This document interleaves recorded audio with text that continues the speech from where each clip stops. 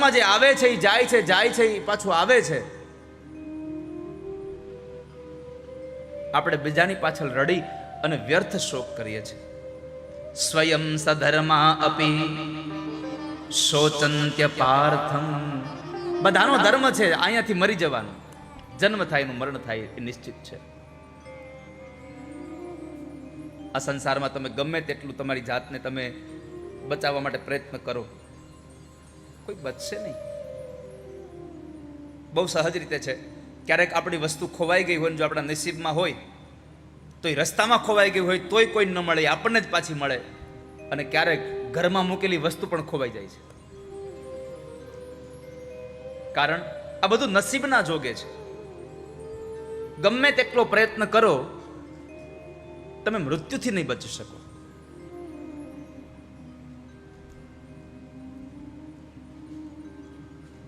આ સંસારમાં ગમે તેમ કરો તો જે તમારા હાથમાંથી જવાનું છે એ જતું રહેવાનું. ગૃહે સ્થિતમ તદ વિહતમ વિનશ્યતિ.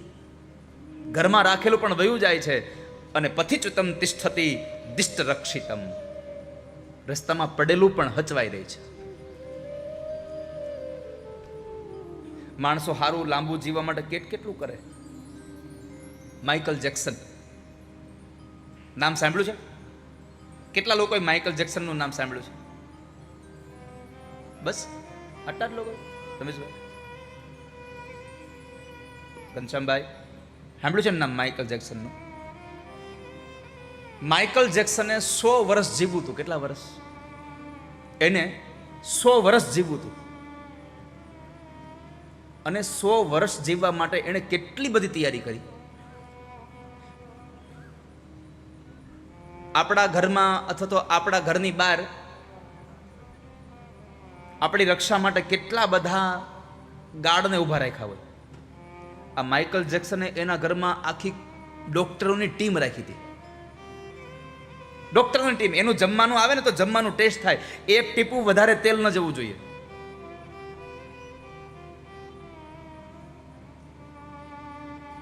એને સાંભળ્યું હતું કે ઓક્સિજન વાળા જ્યાં વધારે ઓક્સિજન હોય ત્યાં જીવન સારું જીવાય છે. એને આખા ઘરને ઓક્સિજન યુક્ત કરી દીધું. ઓક્સિજનની પેટીઓ રાખી દીધી ઘરમાં. કોઈને મળે ને તો કોઈ દી હાથ નહોતો મિલાવતો, ગ્લોવ્સ પહેરી રાખતો હતો.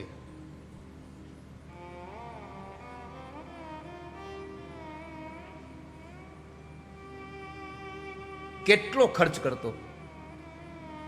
પીવાનું પાણી હોય ને એનું પેલા ટેસ્ટ થાય પછી પાણી પીતો. જરાક પણ રોજ એના શરીરમાંથી રોજ એને સેમ્પલ લઈને એનું ટેસ્ટ કરવામાં આવે. જરા પણ એને વાયરસ થાય ને તો તરત એની સારવાર થવા લાગતી. રોજના એટલા ઇન્જેક્શન ખાતો. એટલી બધી ડોક્ટરોની ટીમ તૈયાર હતી, એટલી બધી વ્યવસ્થાઓ હતી, એટલી બધી એની સામગ્રીઓ તૈયાર હતી. છતાં એ માણસે 100 વર્ષ જીવવા માટે બધી વ્યવસ્થા કરી હતી. 50 વર્ષે માણસ વયો ગયો. અને આપણા ગવઢિયાએ કોઈ દી ઇન્જેક્શન નથી લીધું તો એખો હો વરખ આપી ગયા છે. શું કામ એને? આપણે આપણી જાતે કેટલું જીવીએ એ નક્કી નથી કરી શકતા. આપણે જન્મીએ ને ત્યારે શ્વાસ લખીને ઠાકોરજી મોકલ્યા છે કે આટલા શ્વાસ આ ધરતી પર તારે લેવાના છે. આપણને ખબર જ નથી કેટલું રહેવાના છે.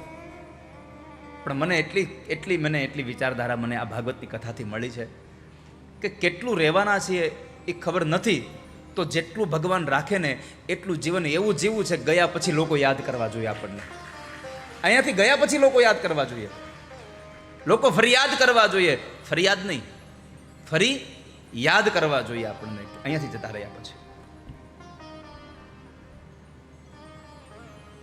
આ હિરણ્યકશિપુની સમજો લ્યો. હિરણ્યકશિપુએ મંદરાચલ પર્વતમાં 100 વર્ષ તપશ્ચર્યા કરી, બ્રહ્માજીને પ્રસન્ન કર્યા. અને એ બ્રહ્માજીએ એને વરદાન આપ્યું કે તું રાત્રે ન મરે, દિવસે ન મરે, ઘરમાં નહીં, બહાર નહીં, આકાશમાં નહીં, ધરતીમાં નહીં, લીલાથી નહીં, સૂકાથી નહીં, અસ્ત્રથી નહીં, શસ્ત્રથી નહીં, માણસથી નહીં, પશુથી નહીં, બ્રહ્માના સર્જનથી તું મરીશ જ નહીં. આવું વરદાન આપ્યું. હવે જેની પાસે આટલી તાકાત હોય, કોઈ મારી ન શકે તો એ મરે. આ જ કથામાં એનો ઉપાય આપ્યો છે. એનું બહુ સરસ દ્રષ્ટાંત જો આપ્યું હોય તો આ કથામાં જ આપ્યું છે કે પ્રહલાદને મારી નાખવા માટે કેટલા પ્રયત્ન કરવામાં આવ્યા તોય પ્રહલાદ મર્યા નહીં. અને હિરણ્યકશિપુએ બચવા માટે કેટલી કેટલી સાધનાઓ કરી, તપસ્યાઓ કરી, વરદાન મેળવ્યા, તો એ મરી ગયો. કેમ? આ સંસારનો નિયમ છે. તમે તમારી હાથે બચવા ચાહો તો ન બચી શકો. ઠાકોરજી જેટલું ઈચ્છે એટલું તમે કરી શકો. ભગવાન જેટલું ઈચ્છે એટલું જ તમે કરી શકો. એક સૂત્ર છે, હરિની ઈચ્છા વગર કોઈથી તરણું ન તોડાય. ભગવાનની ઈચ્છા ન હોય તો તમે તરણું તોડી ન શકો. એમ પરમાત્માની ઈચ્છા ન હોય ને તો તમે શ્વાસે ન લઈ શકો. આ તો બધું પ્રભુની ઈચ્છા છે. પણ આપણા મનમાં એમ થાય છે કે આ બધું હું કરું અને કરતન દૂજો કોઈ. તારા આદર્યા કામ અધવચમાં રહે, મારો હરિ કરે સો હોય.